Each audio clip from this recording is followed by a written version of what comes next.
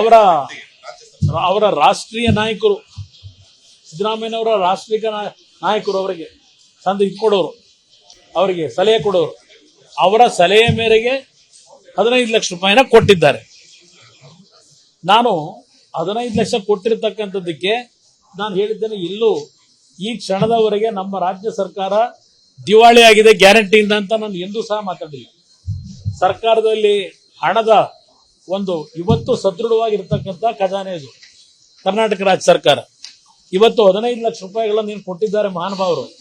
ನಮ್ಮ ರೈತರು ಪರಿಹಾರ ಕೇಳಿದ್ರೆ 2,000 ರೂಪಾಯಿ ಕೊಡ್ತಾರೆ. ಆ 2,000 ರೂಪಾಯಿನಲ್ಲೂ 25% ರಾಜ್ಯ ಸರ್ಕಾರದ್ದು, ಇನ್ನು 75% ಕೇಂದ್ರ ಸರ್ಕಾರದ ದುಡ್ಡದು. SDRF ನಲ್ಲಿ ಕೊಟ್ಟಿದ್ದೀವಿ 2,624 ಕೋಟಿ ಬಿಡುಗಡೆ ಮಾಡಿದ್ದೀವಿ. ಆ 624ರಲ್ಲಿ 75% ಕೇಂದ್ರ ಸರ್ಕಾರ, 25% ರಾಜ್ಯ ಸರ್ಕಾರದ್ದು. ಏನು ಹೇಳಿದ್ದು ನಾನು ಹೇಳದೆ ಸತ್ಯ ಹೇಳ್ತಲ್ಲ. 100 ಬಾರಿ ಸತ್ಯ ಸುಳ್ಳು ಹೇಳಿ ಒಂದು ಸತ್ಯ ನಿರೂಪಿಸುವಂತಕ್ಕಂಥದ್ದು ನಮ್ಮ ಹಿರಿಕರ ಗಾದೆ ಮಾತೇನಿದೆ, ಅದನ್ನ ಬಹಳ ಅಚ್ಚುಕಟ್ಟಾಗಿ ನಮ್ಮ ಮುಖ್ಯಮಂತ್ರಿಗಳು ಮಾಡ್ತಾ ಇದ್ದಾರೆ.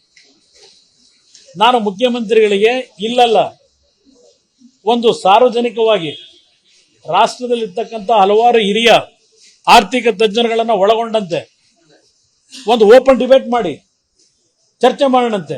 ಕೇಂದ್ರ ಸರ್ಕಾರದಿಂದ ನಮ್ಗೇನಾದ್ರೂ ಅನ್ಯಾಯ ಆಗಿದೆ ಅಂತಕ್ಕಂಥದ್ದು ನೀವು ನಿರೂಪಿಸ್ಬಿಟ್ರೆ ನಿಮ್ ಜೊತೆ ನಾವು ಧ್ವನಿ ಎತ್ತೀವಿ. ಕನ್ನಡಿಗರಿಗೆ ಅನ್ಯಾಯ. ಈಗ ನೀವು 15 ಲಕ್ಷ ಅಲ್ಲೆಲ್ಲ ಕೊಟ್ಟಿದ್ದೀರಲ್ಲ, ಇದು ಕನ್ನಡಿಗರಿಗೆ ಕೊಡ್ತಿರ್ತಕ್ಕಂಥ ಗೌರವ ಅಲ್ವೇ? ಇದು ಗೌರವ ಅಲ್ವಾ? 15 ಲಕ್ಷ ಅಲ್ಲಿ ಕೊಡ್ತೀರಿ, ಇಲ್ಲಿ ಆನೆ ತುಳು ಸತ್ರ 5 ಲಕ್ಷ ಕೊಡ್ತೀರಿ. ಅದಕ್ಕೂ ಅಲಿಬೇಕವರು ಆ ಕುಟುಂಬಗಳು. ಆ ಪರಿಸ್ಥಿತಿಯಲ್ಲಿ ಇಟ್ಟಿದ್ರಿ. ಇಲ್ಲಿ ಎಲೆಕ್ಟ್ರಿಕ್ ಫೈನ್ ಸ್ಪೀಡ್ ಅಲ್ಲಿ 15 ಲಕ್ಷ ಹೋಗೋದು ದುಡ್ಡು. ಇದು ಈ ಸರ್ಕಾರದ ಧೋರಣೆಗಳು. ಇವತ್ತು ಮಾತೆತ್ತಿದರೆ ಕೇಂದ್ರ ಸರ್ಕಾರ ಜೊತೆ ಕೆದಕಂಡೆ ನೋಟಿದ್ದೀರಿ. ಇವತ್ತು ನಾನು ಸರ್ಕಾರಕ್ಕೆ ಹೇಳ್ತಕ್ಕಂಥದ್ದು, ಈಗಲೂ ನಿಮ್ಗಿರ್ತಕ್ಕಂಥ ಪವರು ರಾಜ್ಯ ಸರ್ಕಾರಕ್ಕೆ ನಾನು ಹೇಳ್ತಕ್ಕಂಥದ್ದು, 16ನೇ ಹಣಕಾಸು ಆಯೋಗ ಈಗೇನು ರಚನೆ ಆಗಿದೆ. ಅವರು ಬಂದಾಗ ಅವರ ಮುಂದೆ ನೀವು ಅಹವಾಲು ಕೊಡಿ. ಕೇಂದ್ರ ಸರ್ಕಾರದ ಮುಂದೆ ಕೊಟ್ಟರೆ ನಿಮ್ಗೇನು ಉಪಯೋಗ ಬರಲ್ಲ. ಇದು ಕೇಂದ್ರ ಸರ್ಕಾರ ಅಲ್ಲ, ಹಣದ ಹಂಚಿಕೆ ಮಾಡೋರು ಕೇಂದ್ರ ಸರ್ಕಾರ ಅಲ್ಲ. ಅವರು ಬೇರೆ ಒಂದು ಅಭಿವೃದ್ಧಿಗೆ ಬೇರೆ ಹಣ ಕೊಡೋದು ಬೇರೆ. ಇವತ್ತು ರಾಜ್ಯದಲ್ಲಿ ಯಾವ ರೀತಿ ಡೆವಲಪ್ಮೆಂಟ್ ಹಣ ಬಂದಿದೆ ಅದನ್ನ ನೀವು ಚರ್ಚೆ ಮಾಡಿದ್ದೀರಾ? ಇವತ್ತು ನಿಮ್ಮನೆ ಬರ ಏನಾಗಿದೆ, ಏನ್ ಮಾಡಿದ್ದೀರಿ ಕಳೆದ ಬಜೆಟ್ ಅಲ್ಲಿ? ಭಾಷಣ ಮಾಡ್ತಾ ಇರಬೇಕು, ಒಳಗಡೆ ವಿರಾವೇಶದಲ್ಲಿ ಮಾಡ್ತಾ ಇರಬೇಕಲ್ಲಿ. ಅದರಿಂದ ಇವತ್ತು ನಾನು ಈ ಸರ್ಕಾರಕ್ಕೆ ಕನ್ನಡಿಗರಿಗೆ ಅನ್ಯಾಯ ಆಗಿದ್ರೆ ನಾವು ಸುಮ್ಮನೆ ಹೇಳ್ತಾ ಇಲ್ಲ. ಮೊನ್ನೆ ರಾಜ್ಯಸಭೆಯಲ್ಲಿ ದೇವೇಗೌಡರು ಕಾವೇರಿ ನೀರಿನ ವಿಷಯದಲ್ಲಿ, ಮೇಕೆದಾಟು ವಿಷಯದಲ್ಲಿ ಅವರೊಬ್ರು ಧ್ವನಿ ಎತ್ತಿದ್ದಾರೆ. ನಿಮ್ಮ ರಾಜ್ಯಸಭಾ ಮೆಂಬರ್ಗಳಿದ್ರಲ್ಲ, ಯಾರಾದ್ರೂ ಅವ್ರಿಗೆ ಧ್ವನಿ ಗುಡಿಸಿದ್ರ? ಇಲ್ಲಿ ಕೂತ್ಕೊಂಡು ತಮಟೆ ಹೊಡಿತಾ ಇದ್ದೀರಿ. ನಿಮ್ ಕೆಲಸ ಏನು ಮಾಡಿದಿರಿ? ಮಲ್ಲಿಕಾರ್ಜುನ್ ಖರ್ಗೆ ಅವರು ಯಾತಕ್ಕೆ ಮಾತಾಡಲಿಲ್ಲ ಪಾರ್ಲಿಮೆಂಟ್ ನಲ್ಲಿ, ರಾಜ್ಯಸಭೆಯಲ್ಲಿ ನಮ್ಗೆ ಅನ್ಯಾಯ ಆಗಿದೆ ಅಂತ ಹೇಳಿ? ಅಲ್ಲಿ ಇಡಬಹುದಾಗಿತ್ತಲ್ಲ ಅವ್ರ ಪ್ರೆಸೆಂಟೇಷನ್. ಅವ್ರ ಮುಂದಿನ ಭಾವಿ ಪ್ರಧಾನಮಂತ್ರಿ ಅಂತ ಹೇಳಿ ಬೇರೆ ರಾಜ್ಯದವ್ರು ಹೇಳಿದ್ರು, ಇವ್ರು ಹೇಳಿಲ್ಲ. ಇನ್ನು ಇವ್ರ ಪಾಪ ಬೇರೆ ಇನ್ನೊಂದು ಹೆಸರು ಹೇಳ್ಕೊಂಡವ್ರೆ. ಅಲ್ಲಿ ರಾಜ್ಯಸಭೆಯಲ್ಲಿ ಚರ್ಚೆ ಮಾಡ್ಬೇಕಾಗಿತ್ತಾಗಿದ್ರೆ ಬಿಜೆಪಿ ನಾಯಕರುಗಳ ಮೇಲೆ ಹೇಳ್ತಿರಲ್ಲ ಬಾಯ ತೆಗೆಯಲ್ಲ ಅಂತ ಹೇಳಿ.